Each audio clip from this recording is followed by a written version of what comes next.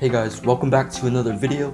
This is about the Ickabog summarizing chapters 11 through 15. So hope you guys enjoy this new backdrop. Hopefully it looks okay. But first, before we start the summary, if you haven't already watched my videos on chapters 1 through 5 and then summarizing chapters 6 through 10, I suggest you watch that. I'll have links in the description down below where you can find that. So without further ado, let's get into it. Hey guys, my name is Max. I post 2 to 3 times a week on this channel. It's about lifestyle videos, technology, and tutorials, so if you like that sort of content, be sure to subscribe to my channel as it really does help me out a lot. Be sure to like this video as well. So let's get on to the actual summary. Okay guys, one more thing. Before I actually start, if I'm looking to the side, that's because I have some notes. I wrote 5 pages of notes, and I'm just trying to inform you guys. It does help me a lot, and it helps you guys a lot too. Alright, so let's start with this. Chapter 11. Ever since King Fred's journey began, word of his expedition spread to find the Ickabog. Farmers and families would cheer the king on, the 2 lords, and the royal guard as they passed. When they stopped for the night, Spittleworth and Flapoon were forced to spend the night in a little room over in the stables. King Fred, on the other hand, slept in a brass bed with a duck-down mattress after a hearty meal of toasted cheese and chocolate fondue provided from the townspeople. The second night, when they stopped in Baronstown, it seemed that Spittleworth and Flapoon were getting polar opposite treatment compared to the king, because the king was getting all this royal treatment, and Spittleworth and Flapoon were just like thrown out into the dust, and they didn't really get any good treatment whatsoever. So the king would still continue to get delicious food and goose down mattress, while Spittleworth and Flapoon had to share a tiny room in the attic. So Spittleworth's bottom was extremely painful, and Flapoon ate too much food and was awake all night groaning in pain. The next day, when they arrived in Jeroboam, they were greeted by trumpets, and the entire city sang the national anthem. So you guys can imagine that. Everybody's singing the national anthem, everybody's praising you because you're the king of the whole entire town. And like previously, Fred feasted on sparkling water and truffles, and Spittleworth and Flapoon were forced to share a room over at the inn's kitchen with only a pair of soldiers. And at dawn next morning, the king and his party set out to the marshlands where the old man had his problem. If you don't already know, this old man is this guy who came to the king. He traveled long and far to tell the king that the Ickabog ate his dog. Be sure to watch my video about chapters 6 through 10 because I explain more about that. So then when they were on the road, the king said, "Extraordinary place, isn't it? I'm glad to see the marshlands at last, aren't you?" Hopefully you guys like my British accent, you know? The 2 lords agreed, but once Fred turned his back, the 2 made rude gestures and mouthed even ruder names. And after hours of riding, Mary Beamish suggested that they set up camp and explore the marsh in the morning. Fred rejected this, and they said they can't stop now when they are so close. They went on the road for a while, and soon they came across the white thick fog that had rolled over them so swiftly and silently that nobody had noticed.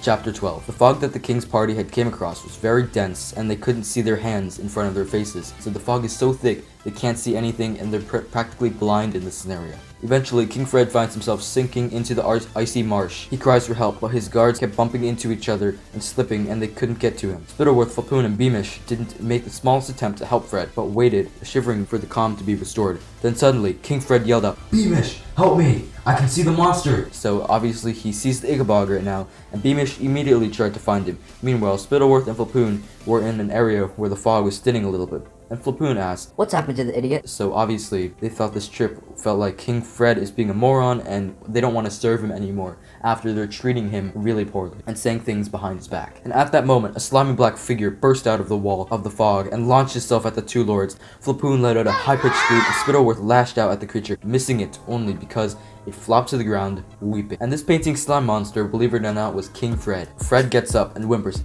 Ickabog, I saw it. A gigantic monster. It nearly caught me." Spittleworth tries to deny that it isn't real, but the king insists by saying tall as 2 horses it was, and with eyes as huge as lamps. "I drew my sword, but my hands were so slimy it slipped from my grasp, so there was nothing for it but hold my feet out of my stuck boots and crawl away." Out of the fog, a 4th man comes out. It is Captain Roach, and when Fred asks if he saw the Ickabog, he says no. Captain Roach stays by Fred's side, and Fred asks Spittleworth and Flapoon to retrieve his sword and the boots in the mud. So Fred tells Spittleworth and Flapoon, "It was my grandfather's. It's very valuable. Go on and find it, both of you. I shall wait here with Captain Roach, and don't come back here empty-handed." So obviously the king is very distressed about his missing items, so he calls Spittleworth and Flapoon to go find it for him. It's now on to chapter 13.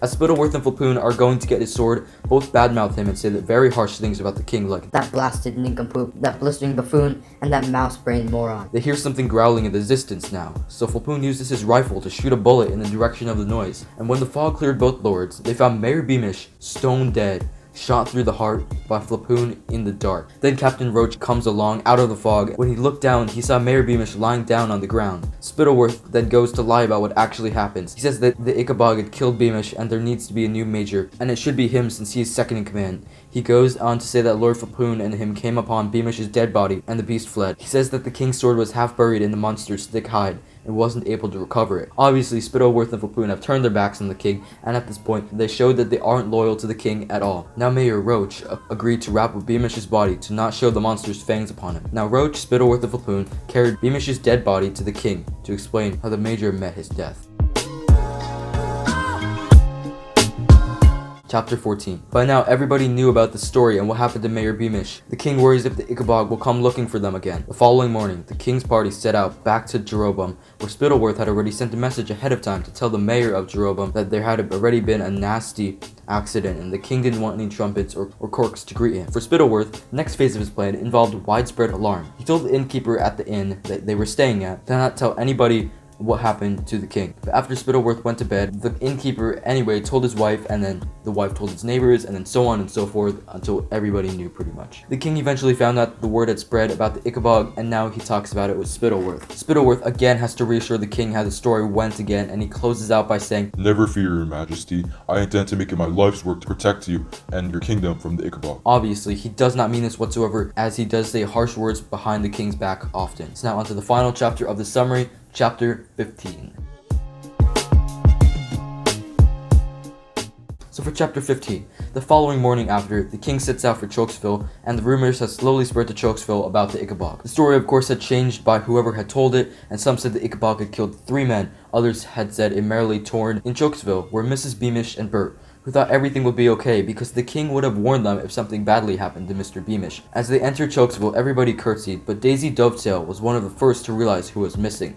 She noticed that Mayor Beamish's horse had nobody on it. Now Bert and Mrs. Beamish were standing outside the cottage, and they knew something was wrong because of the crowd's gasps. But even when Mrs. Beamish was expecting to see her husband, she noticed that everybody had passed, and the color drained slowly out of her. Then her gaze fell upon the body strapped to Mayor Beamish's steel gray horse, and still holding Bert's hand, she fainted clean away. So obviously J.K. Rowling is putting us on a cliffhanger, and we obviously do not know what's going to happen next, and we are all really concerned about how Bert and Mrs. Beamish will react afterwards about Mr. Beamish's death. This is what they ended with, and that's all I have to talk about for chapters 11 through 15. In the future, guys, I will have another summary summarizing chapters 16 through 20, so every 5 chapters I will be summarizing it for you guys, so you guys don't have to spend your time reading the book if you don't want to, and you just want a quick and clear summary. So thank you guys so much for watching. I do appreciate each and every one of you who watch one of my videos. Again, I said this last time, I know this video is out of the norm. I do normally make videos about tech tutorials and lifestyle videos, so if you enjoy that,